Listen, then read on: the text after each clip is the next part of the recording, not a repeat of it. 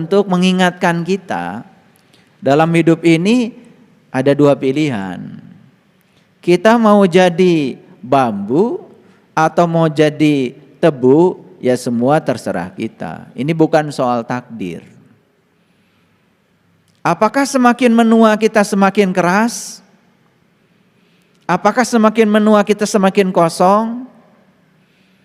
Atau semakin menua kita mau semakin manis? Semakin menua kita semakin berisi? Ya itu pilihan ada pada kita. Apakah kita menjadi tua semakin bijaksana atau semakin tua semakin kekanak-kanakan? Itu juga terserah kita. Dan saya yakin kalau dikasih pilihan semua ingin jadi tebu. Kalau dikasih pilihan, makanya saya nggak akan ngasih pertanyaan. Karena pasti jawabannya ingin jadi tebu semua, walaupun prakteknya malah justru jadi bambu gitu. Oleh karena itu maka saya tidak akan bertanya, karena jawabannya sudah tahu. Kalau ditanya ingin jadi tebu atau bambu, pasti semua ingin jadi tebu. Makanya saya tidak akan membuat pertanyaan, tapi saya ingin membuat pernyataan saja. Pernyataannya, tidakkah kita tertarik untuk menjadi semakin menua, semakin berisi. Seperti padi, semakin menua, semakin menunduk. Makanya tadi pagi saya share ya, ada 3 harta karun yang harus kita miliki semakin kita menua dalam hidup. Yang pertama harta karunnya bernama belas kasih. Harta karun yang kedua ya, setelah belas kasih itu adalah apa? Rasa berkecukupan. Karena rasa berkecukupan itulah sesungguhnya kekayaan kita yang sebenarnya. Dan harta yang ketiga adalah kerendahan hati. Kenapa saya menyebut itu harta karun yang terpendam? Karena selama ini harta itu masih terpendam. Sedikit sekali kita menemukan orang-orang yang memiliki belas kasih. Sedikit sekali kita menemukan orang-orang yang dalam hidupnya merasa berkecukupan. Cari orang serakah banyak. Makanya dunia ini tidak akan cukup untuk satu orang kalau orang itu serakah. Tapi dunia ini akan cukup buat 8 miliar penduduk bumi kalau masing-masing bersyukur dan merasa berkecukupan. Itulah kekayaan yang sesungguhnya. Dan harta karun yang ketiga yang luar biasa adalah kerendahan hati. Makanya orang yang rendah hati ya, cirinya sederhana. Biasanya sederhana dalam kata-kata tetapi sangat luar biasa dalam tindakan. Itu ciri orang yang rendah hati.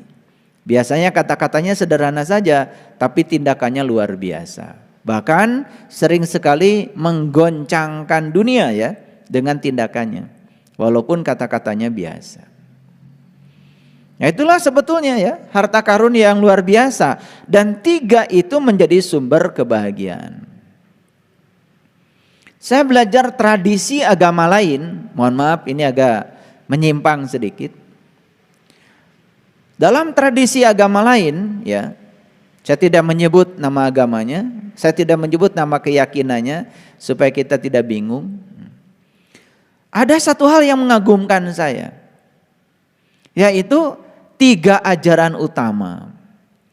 Ajaran utama itu yang pertama adalah berdana, yang kedua adalah bersila, dan yang ketiga adalah bermeditasi.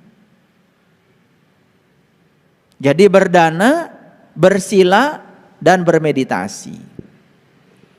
Nah bersila yang dimaksud oleh saya tentu saja bukan bersila duduk seperti kalian.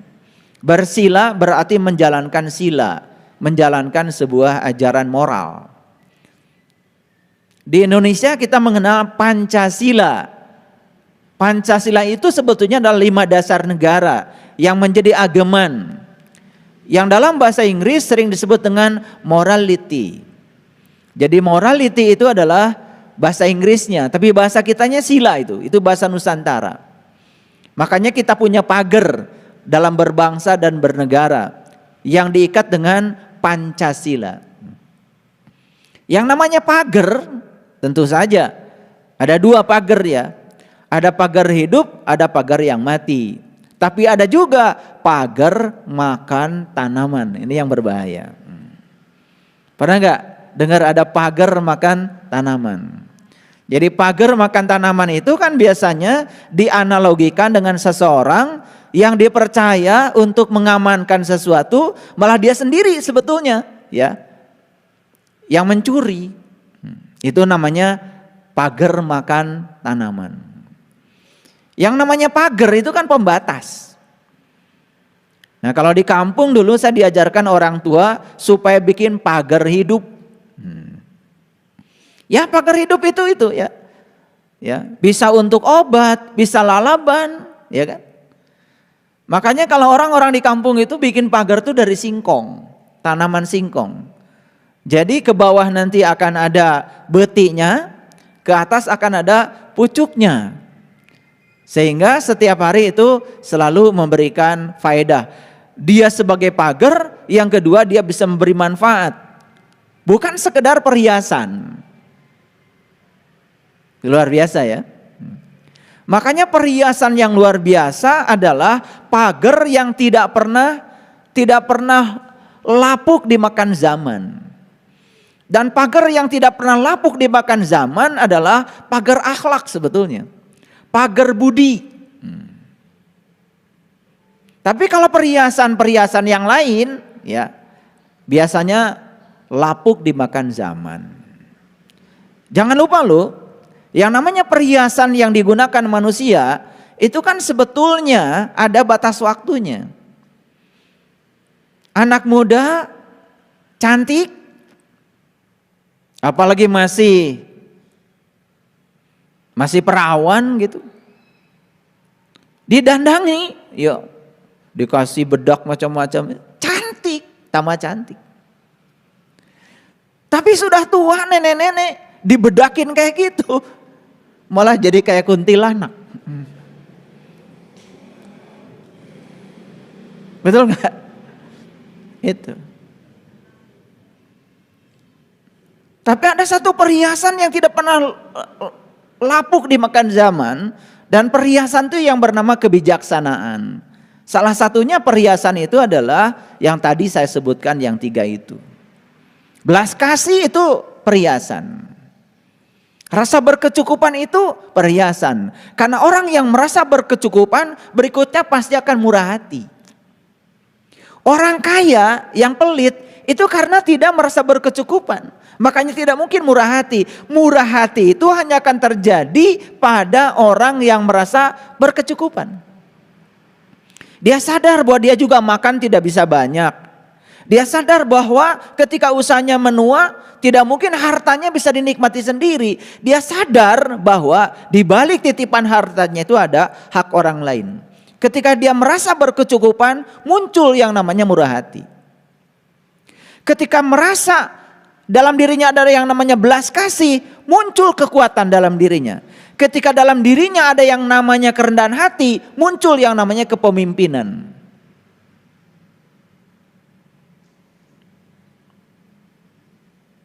Orang-orang yang bergerak di dunia sosial, yang setiap hari itu memikirkan bagaimana menyelamatkan orang, membahagiakan orang, bahkan seluruh hidupnya buat orang lain, itu karena di dalam dirinya sudah ada kerendahan hati.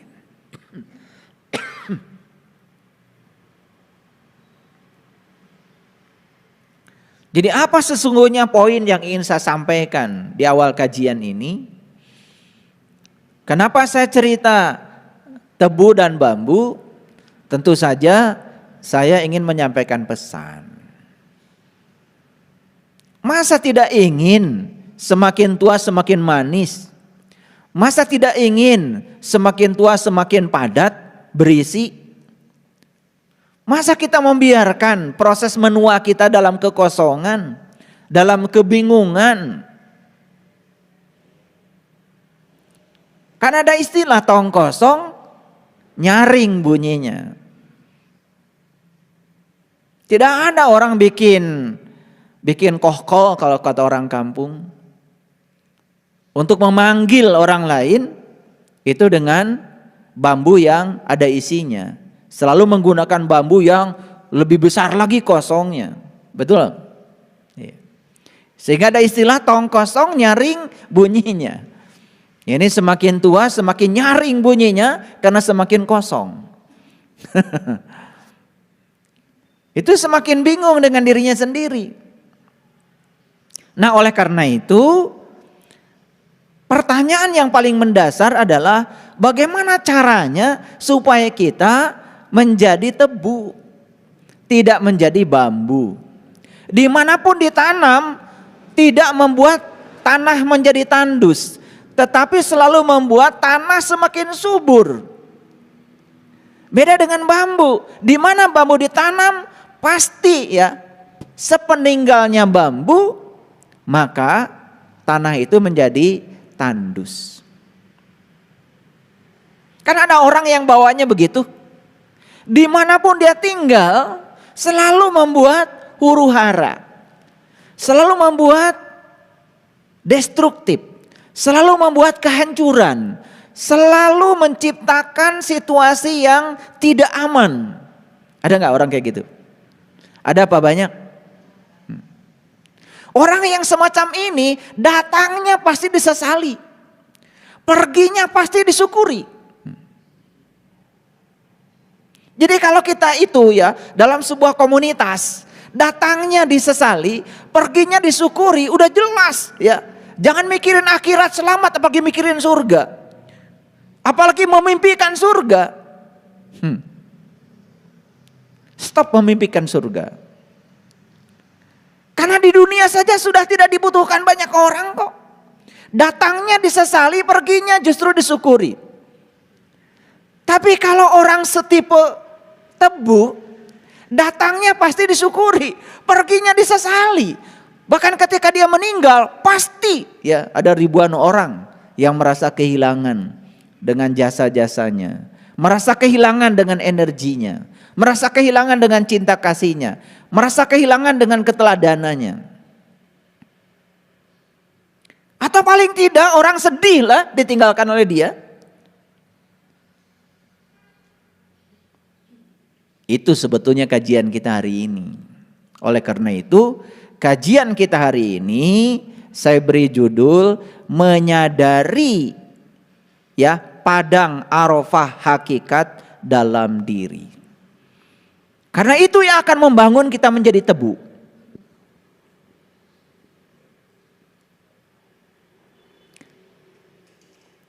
Menyadari padang arafah dalam diri. Saya tidak cerita padang arafah yang di luar diri. Itu mah sudah pada tahu. Dan tidak bisa dijelaskan itu, cuma segitu-gitunya. Gak ada yang perlu dijelaskan di sana. Tapi saya akan berbicara tentang menyadari adanya padang arafah dalam diri. Dan ini kalau digali luar biasa. Nanti kita akan jelaskan dengan menggunakan ayat-ayat dari kitab suci. Nah, pertanyaan yang paling awal yang ingin saya sampaikan supaya kita memiliki kesamaan persepsi, kita bicara dulu tentang padang arafah. Kan ada dua kata, ada padang, ada arafah. Padang ternyata dalam bahasa Indonesia, jadi saya tidak mau ngelantur. Jadi saya tanya kamus bahasa Indonesia. Dalam kamus besar bahasa Indonesia, padang itu artinya ternyata tanah datar yang luas. Itu padang. Atau disebut juga padang itu lapangan. Ada dua terminologi yang berbeda. Kalau orang Sumatera Barat bilang padang itu sama seperti dalam kamus bahasa Indonesia. Artinya adalah lapangan, artinya adalah luas. Tetapi ada yang berbeda, terutama dalam bahasa Sunda. Di dalam bahasa Sunda ternyata Padang memiliki terminologi yang berbeda. Padang artinya adalah terang. Padang artinya adalah caang. Beda kan? Beda kan? Itu beda ya. Nah, saya tidak akan membuat kontradiktif, tetapi saya akan mengambil dua-duanya. Bisa diartikan luas tanpa batas, padang itu bisa diartikan juga caang atau terang. Nah, kalau diartikan caang atau terang, nah kalau caang, terang itu pasti ada kaitannya dengan cahaya, bukan? Ada kaitan dengan cahaya. Lalu kenapa kata padang ini banyak dipakai? Padang mahsyar. Dipakai juga kata padang. Padang Arafah. Nah, ini saya sangat kagum ya dengan leluhur kita yang menggandengkan kata padang dengan kata lain yang memiliki arti yang semakin dalam. Ini kita belajar etimologi dulu nih, belajar bahasa dulu.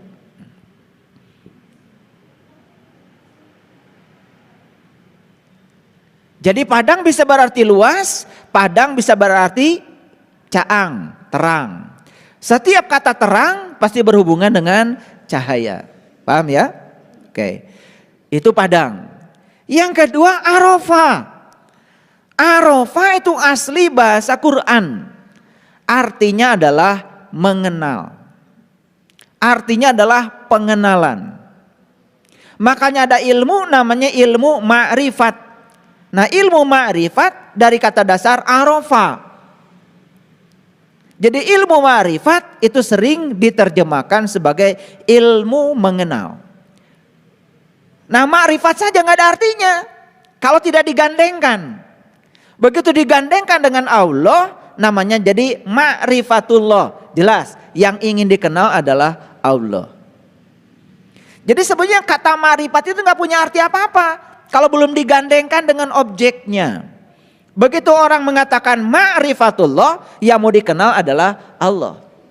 Ma'rifatul Rasul, yang mau dikenal adalah Rasul. Ma'rifatul alam, yang mau dikenal adalah alam. Ma'rifatul nas, yang mau dikenal adalah diri. Tergantung kita mau memakrifati atau mengarafi ya, atau mengenali apa. Tergantung. Nah, makanya banyak orang yang salah paham. Begitu mengatakan ma'rifat, oh itu namanya ilmu mengenal Tuhan. Tidak, kalau belum digandengkan dengan objeknya. Kalau sudah digandengkan dengan objeknya jadi ma'rifatullah, berarti ilmu mengenal Tuhan. Jadi kata dasarnya sebetulnya adalah Arafah. Arafah itu artinya adalah mengenal. Nah, kata Arafah ini yang paling dasar saya temukan di sebuah diskusi. Jadi ada sebuah diskusi yang berbunyi seperti ini. Jadi hadis kursi itu hadis yang langsung dari Allah, tetapi diturunkan kepada para suci, para rasul. Nah, itu bukan dari mulutnya para rasul, langsung dari Allah. Maka nilainya hadis kursi itu mendekati nilainya ayat-ayat Al-Quran atau ayat-ayat kitab suci. Sehingga kalau berbicara hadis kursi biasanya secara hukum memiliki kekuatan yang lebih dari sekedar hadis yang biasa. Nah, dalam sebuah hadis kursi Allah berfirman. Nah, ini kalau hadis kursi itu Allah berfirman.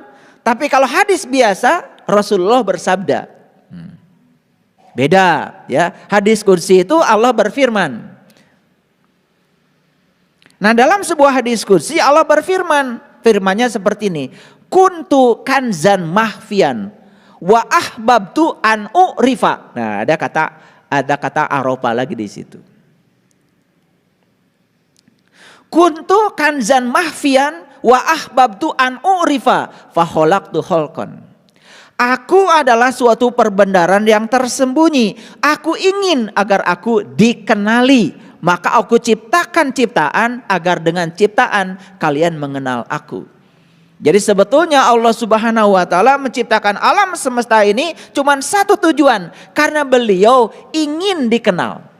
Nah, kata ingin dalam bahasa hadis kursi digunakan wa ahbabtu.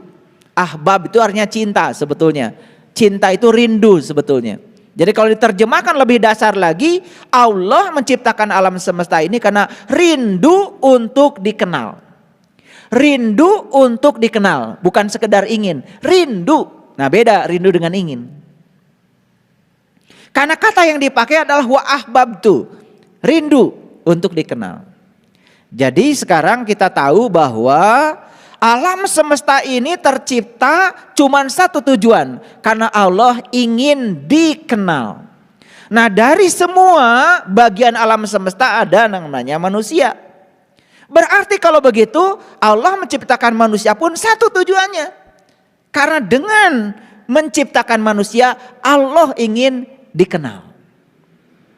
Paham ya? Nah sangat masuk akal. Karena apa? Allah mengatakan aku meliputi seluruh ciptaanku. Sebagian dari ciptaannya Allah adalah manusia. Berarti manusia diliputi Allah enggak? Manusia diliputi Allah enggak? Nah kalau manusia diliputi oleh Allah, berarti manusia ini bisa mengenal Allah. Karena dia meliputi manusia. Masuk akal? Masuk akal? Oke lanjutkan. Kalau masuk akal. Makanya Allah ngasih warta di dalam kitab suci. Warta dari Allah dinyatakan dalam banyak ayat. Salah satunya Allah mengatakan, wa idza sa'alaka ibadi anni fa inni qarib.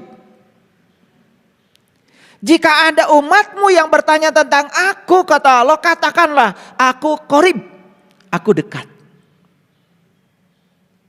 Qarib itu bukan sekedar dekat, sangat dekat.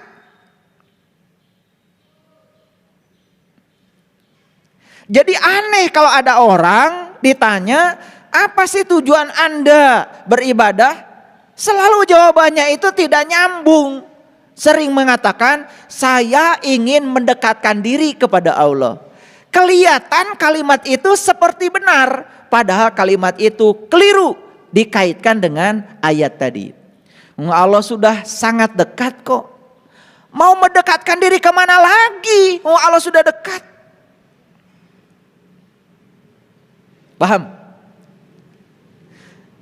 Makanya karena Allah sudah dekat, tidak perlu mendekatkan diri lagi kepada Allah. Yang diperlukan oleh kita adalah mengenalnya. Masa sedekat itu kita nggak kenal? Gitu harusnya. Ini perhatikan ya. Kalau dengarkan ceramah saya, jangan ditelan mentah-mentah. Kunyah-kunyah dulu. Kunyah-kunyah dulu sebelum ditelan. Jangan telan mentah-mentah. Karena kalau ditelan mentah-mentah, kabereyan. Ya, itu bahasa Inggrisnya kabereyan. Kesedek, itu ya. Awas, hati-hati. Ilmunya bagus, makanannya bagus. Kalau nggak ditelan, nggak dikunyah-kunyah, ditelan mentah-mentah, kesedek. Bahaya itu, bisa menimbulkan kematian. Makanya kunyah-kunyah dulu, ya, pelan-pelan ngajinya. Ini ngajinya dengan pendekatan saintifik. Jadi saya coba jelaskan logikanya, saya jelaskan ayatnya, kita pahami pelan-pelan, lalu kita bisa mengambil intisarinya. Perhatikan ya, kalau ngaji itu harus ada isi, harus ada isi, dan harus jadi nutrisi. Awas. Ngaji itu bukan mengumpulkan sejumlah informasi baru. Buat apa? Tapi ngaji itu harus nangkep isi. Dan isi itu harus jadi nutrisi. Bagi siapa? Terutama bagi jiwa kita. Harus jadi pengetahuan yang akan mencerahkan kita. Ulangi lagi. Jadi Allah meliputi seluruh ciptaannya, setuju? Bahkan Allah mengatakan, inna rabbaka ahata binas, sesungguhnya Tuhanmu meliputi segala manusia. Jadi Tuhanmu meliputi segala manusia. Jadi Tuhanku meliputi Anda semua. Karena kata-kata inna rabbaka, sesungguhnya Tuhanmu, itu dari Allah kepada kita. Jadi kalau mengatakan sesungguhnya Tuhanmu meliputi segala manusia, berarti Tuhanku meliputi segala manusia. Awas. Yang tadi bahasa Allah, yang satu lagi bahasa kita. Jadi kalau Allah bilang Tuhanmu meliputi segala manusia, berarti kalau kita ingin bicara dari bahasa kita, Tuhanku meliputi segala manusia. Ingat, Tuhanku itu bukan hanya tinggal dalam diriku. Jadi Tuhanku itu meliputi semua tubuh. Kalau Tuhanku meliputi semua tubuh, berarti semua manusia di semesta ini adalah saudara. Awas, ngomongnya harus benar. Saudara berarti satu udara. Paham? Gitu aja nggak ngerti kadang-kadang. Kita ini saudara. Bicaranya salah. Kita ini saudara. Kalau saudara berarti kita ini adalah satu tubuh. Kalau kita satu tubuh berarti kita ini harus tepa salira. Berarti kita ini harus bisa merasa sebelum terasa. Karena satu tubuh. Kalau kita sadar kita satu tubuh, gak mungkin saling menyakiti. Jadi kalau kita ini sadar bahwa kita satu tubuh, yang ada itu cuma satu. Ingin saling tolong menolong. Apa yang manusia lakukan di semesta ini? Bukan saling tolong menolong, malah saling tolong menyolong.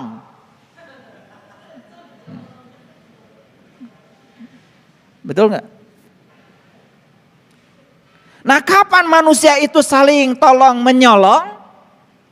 Apabila kesadaran bahwa kita satu tubuh hilang. Yang namanya saudara itu hanya dikaitkan dengan urusan darah. Ini adikku, ini kakakku, ini babaku, ini ibuku, ini nenekku, kakekku, ini anakku, ini cucuku, hanya sekitar itu saja.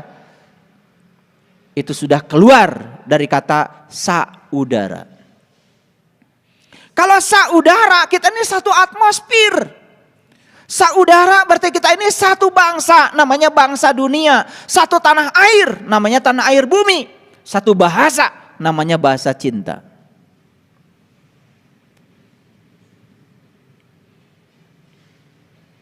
Gak peduli orang Amerika, gak peduli orang Afrika, gak peduli orang Australia, gak peduli orang Arab. Semua yang ada di muka bumi ini berada di atmosfer yang sama. Berada di udara yang sama, berada di ruang kosong yang sama. Dan kita semua adalah saudara, satu udara.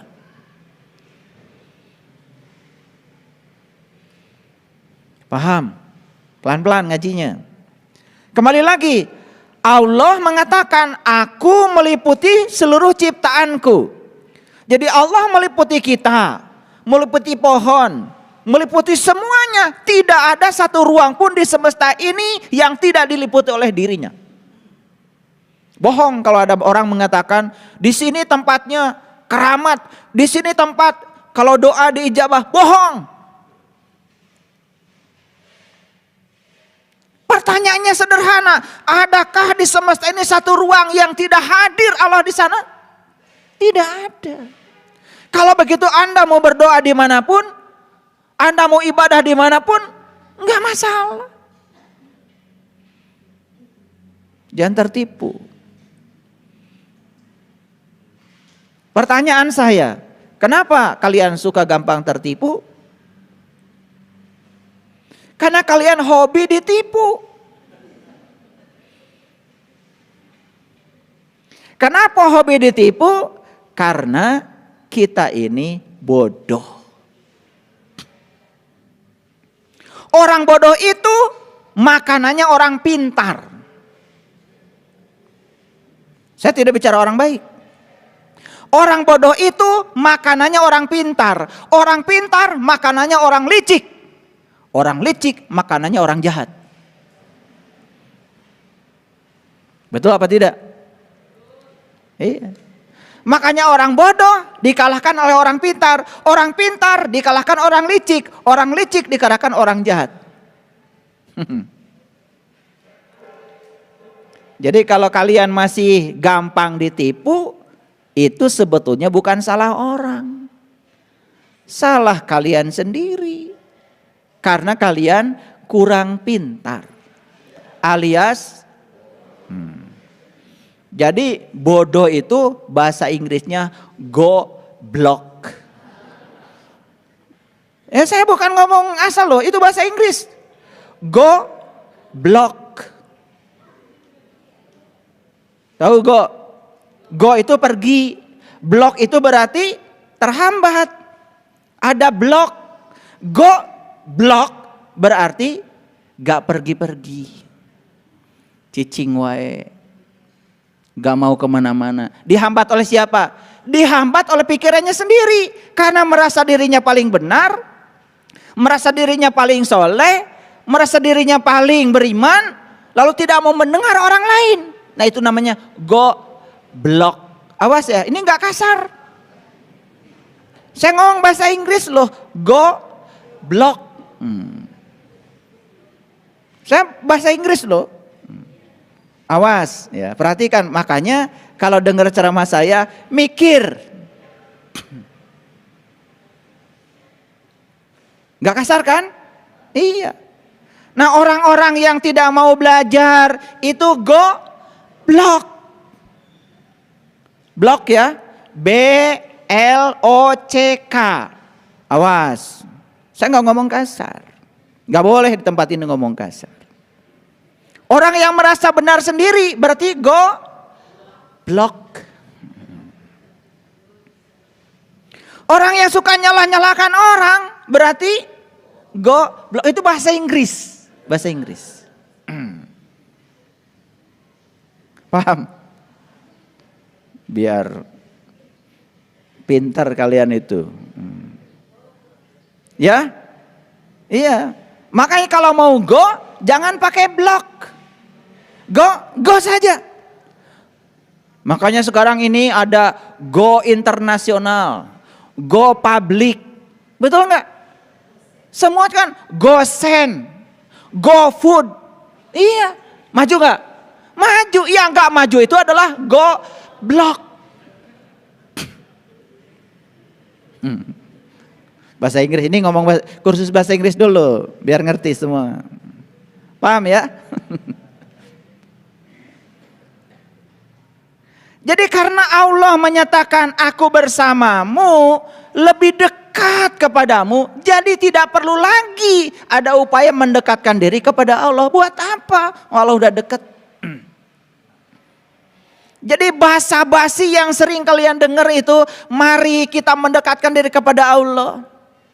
Yang sering diucapkan oleh para calo dalam tanda kutip yang suka menawarkan ya kehidupan-kehidupan yang luar biasa. Atau merayu-rayu untuk ngasih ini ngasih itu nanti katanya. Hati-hati tuh. Calo itu gak pernah pergi kemana-mana.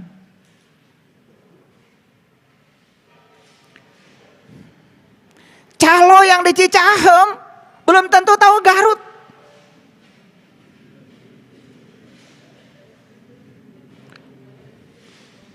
Walaupun dia bilang Garut, belum tentu. Bu aman yang cari Garut. Namanya calo itu cuma nawarin aja, tapi dia belum pernah membuktikan dan mengalami. Namanya juga calo. Paham? Awas. Kalau belajar kebenaran jangan sama calo.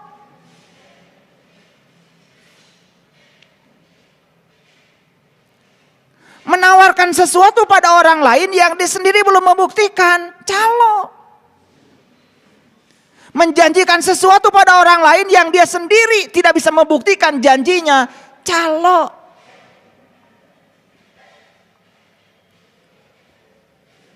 Kalau gitu calo di mana tinggalnya? Banyak. Di mana-mana.